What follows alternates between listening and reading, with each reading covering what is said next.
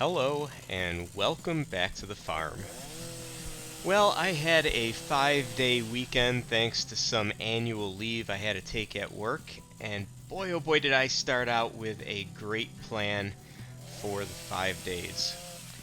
First things first, I wanted to clear out the road frontage as much as I could of all the low-hanging branches and all the scrub brush that was growing in and among some of these small trees.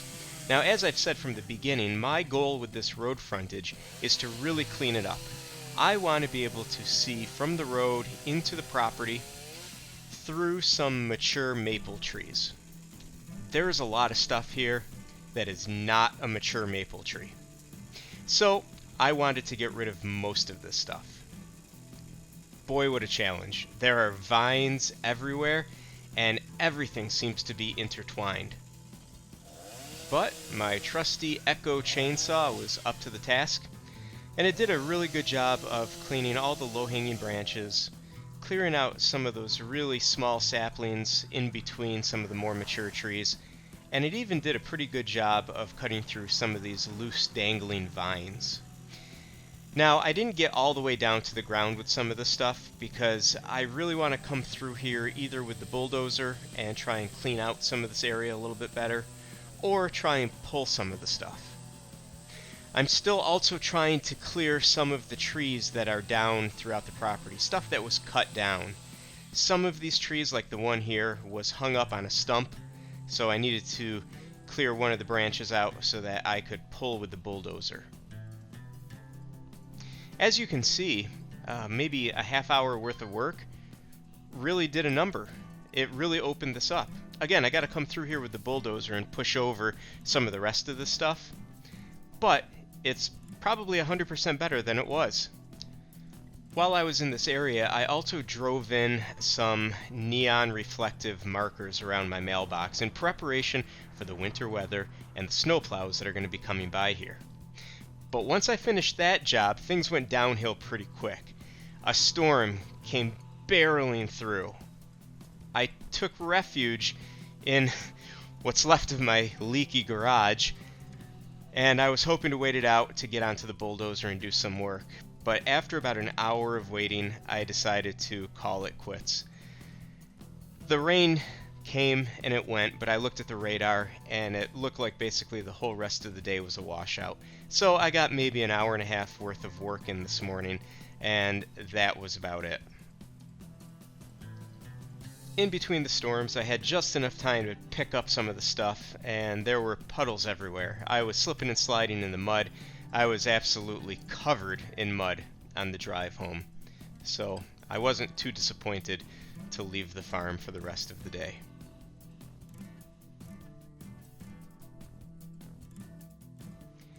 I received a pleasant surprise later in the afternoon as the sun came out and it turned into a beautiful evening. So what I decided to do was take some branches of willow trees that I had started in water.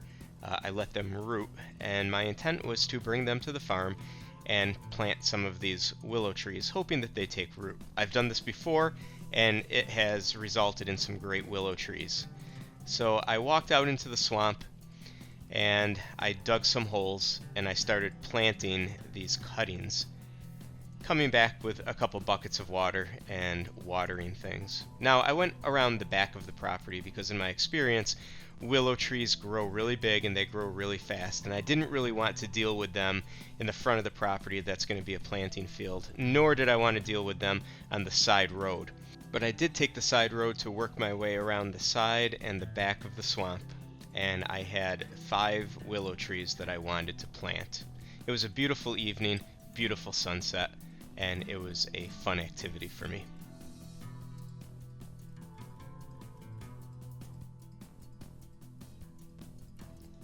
Walking through the cleared acreage on the side of my property, I went right to the edge and I did plant a couple of these branches that have taken root right along the edge of the field.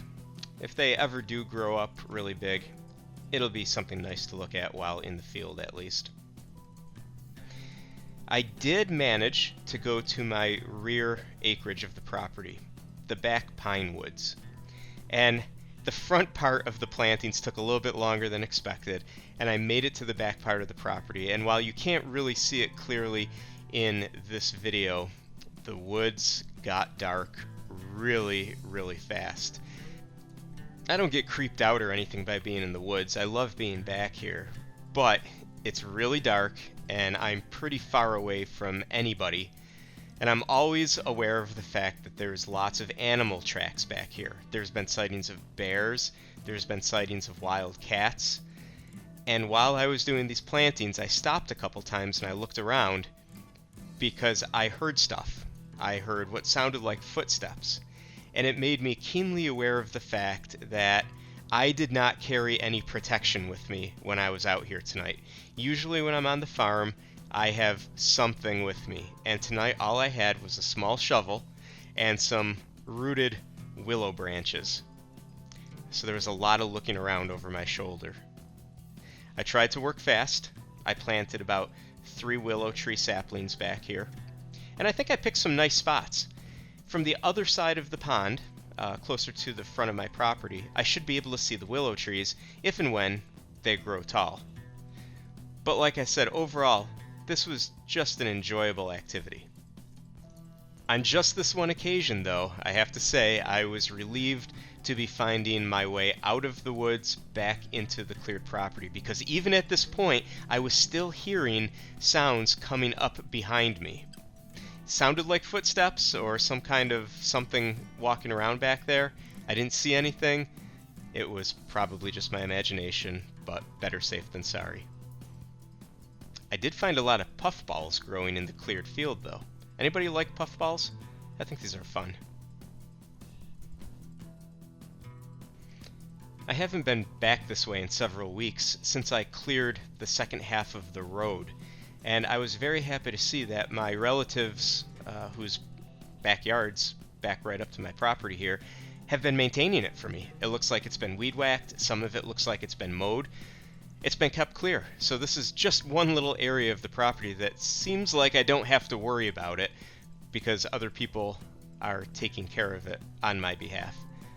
I do have to come back here and clear out some of the dead branches and whatnot that have fallen over, but I'll get to that point eventually.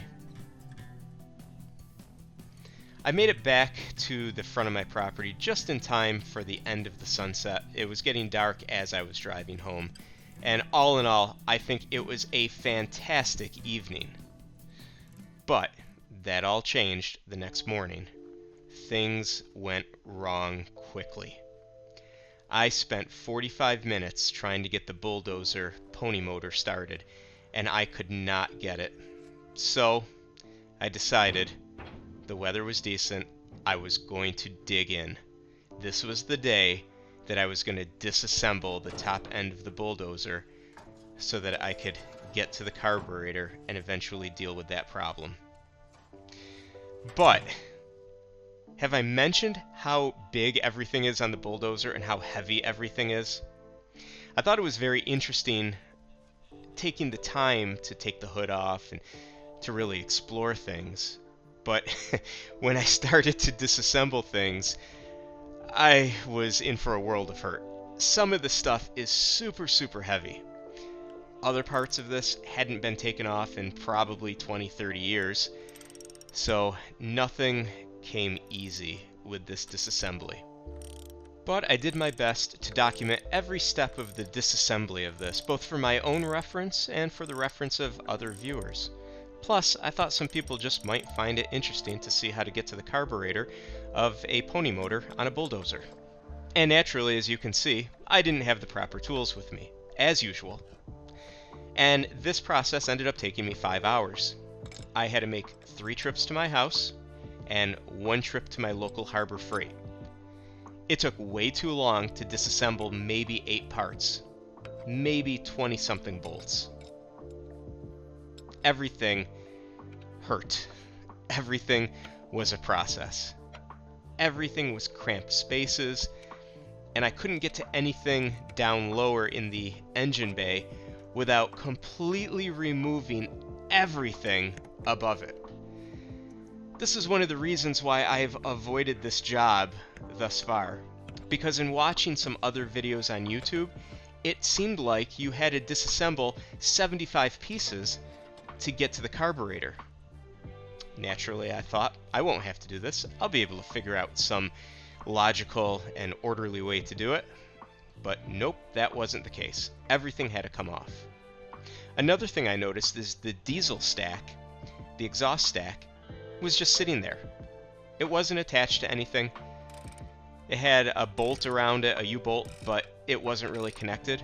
And as a result of that, there was sooty, oily diesel exhaust residue everywhere. Everything was oily. Everything was covered in a black film.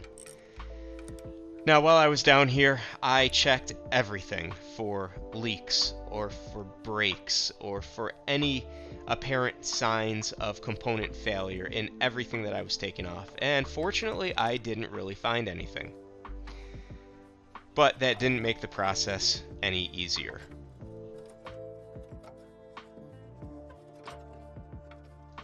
Secretly, I guess, I was kind of happy to take this fuel tank out.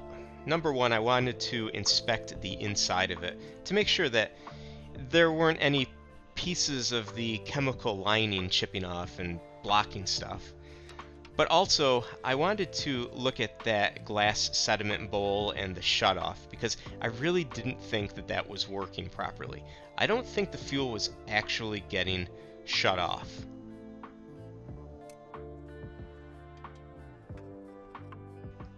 And with the removal of this one piece, I was finally able to see the carburetor.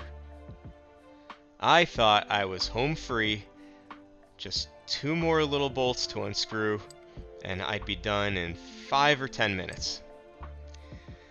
Well, little did I know that an hour later, I'd still be fighting with these 2 little bolts, trying to figure out how to get to them, how to get them off, and how to get the rest of this choke and throttle tower off of the bulldozer.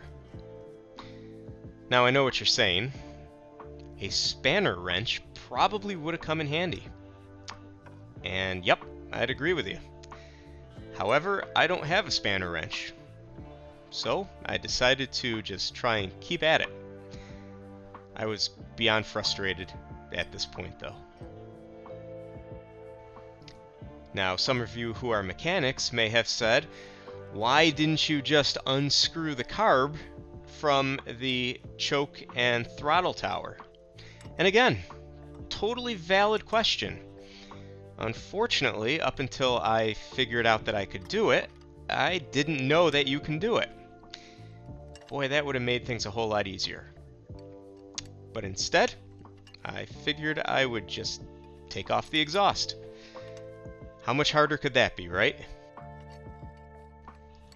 Maybe it would give me a little bit more room to get to that last bolt under the carb on the choke and throttle tower, which seemed like no tool in existence could get to.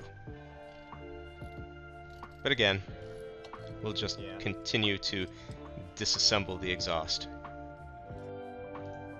Fortunately, at this point, my good neighbor Jerry stopped by and we had a chat for about 20 minutes while I was working, and it really helped take my mind off of things. But then he left, and I once again had to try and figure out how to get a wrench under the carb to get this last nut. In the end, after another hour of trying, I decided to call it quits for the evening. I just couldn't figure it out. I guess I made good progress for the evening, and I thought maybe a nap and a clear mind in the morning would help. And sure enough, it did. I came back to the farm bright and early the next morning with some newfound knowledge that the carb is attached to the throttle and choke stack by just 2 little screws, as I alluded to earlier. I was so very happy upon walking around the other side of the bulldozer to see the 2 screws. So, in about 45 seconds, I unscrewed the 2 screws, and what do you know? The carb popped right off. And sure enough, I had full and complete access to that final bolt that I couldn't get to for about 3 hours yesterday. A couple turns of a wrench, removal of a nut, and the entire 2-day process of disassembling the top end of this pony motor was complete. I've never been so happy to cover anything in plastic in my entire life. But I knew at this point it was about time to clean all of the parts I took off. So I knew that there was a plastic something or other in the field, and I thought it would be something good to clean on. So I went and grabbed it and put it in the stack of parts to take home. Honestly, there weren't that many pieces that I decided to take home and deal with. I was so energized that I figured it would be a good time to mow the road frontage in front of my property, until I realized that my lawnmower engine had evacuated all of its oil on the wheel, on the pulley, on the mower deck, on the garage floor. I don't know what happened to it. I used it one time.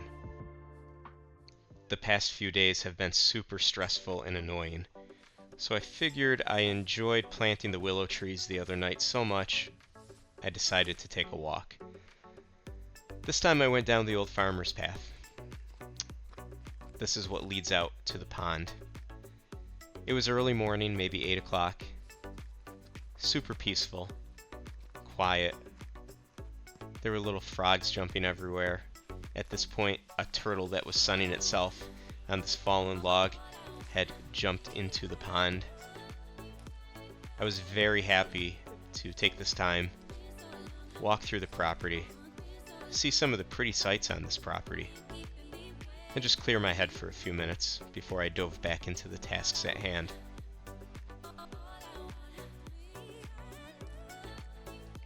The geese have returned, and there were geese all over the property, so that was also nice to listen to. Once again, I took a walk to the very end of the farmer's path, and I assessed the area where I want to put my beehives next year. It's nice to take your mind off of the tasks at hand for a while and plan for the future.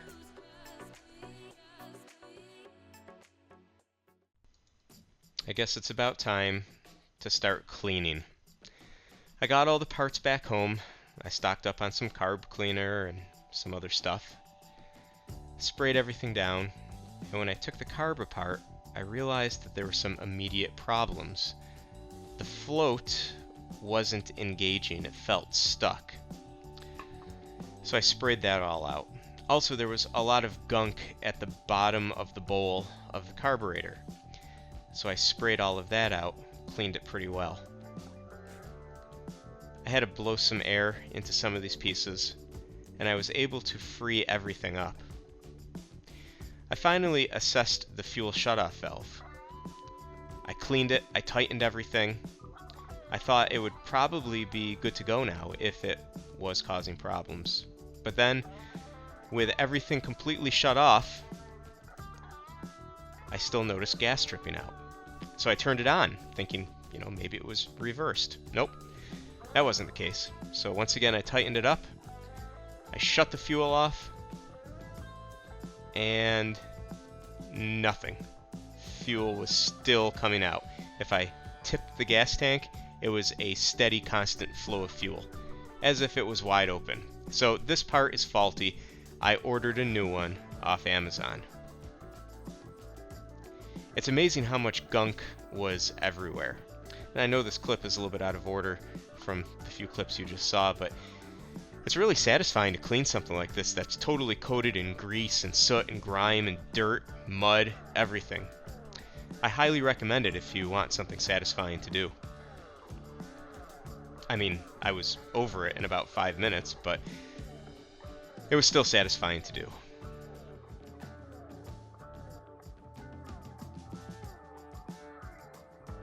Now, I don't want to say anything to jinx myself, but I identified a couple problems both in the throttle and choke stack as well as the carburetor.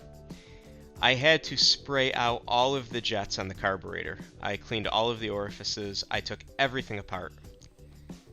I took some time to put some heat-resistant paint on the exhaust that I brought home after I rubbed it down a few times with the wire brush. That came out looking halfway decent. And I'm kind of optimistic about how everything turned out. Time will tell.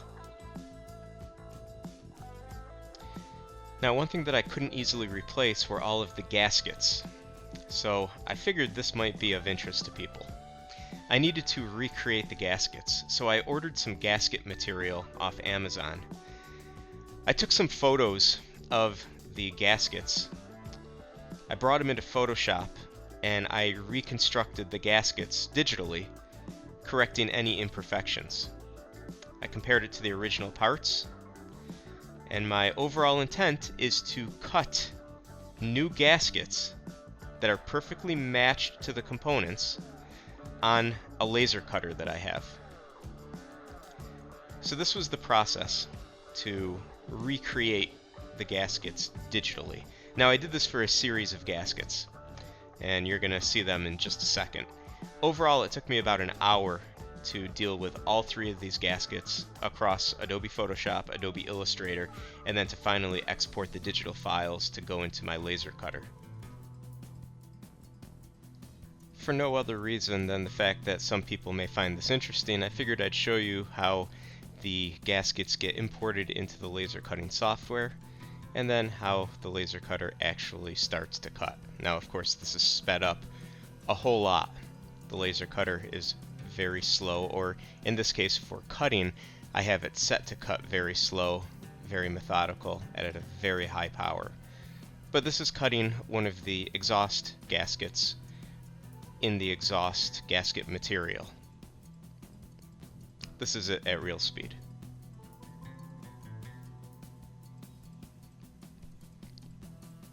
Similarly, when it was time to cut some of the gaskets for the carburetor, I simply selected them, hit cut. Of course, I swapped the gasket material out, and then I started cutting that material, which will give us a gasket.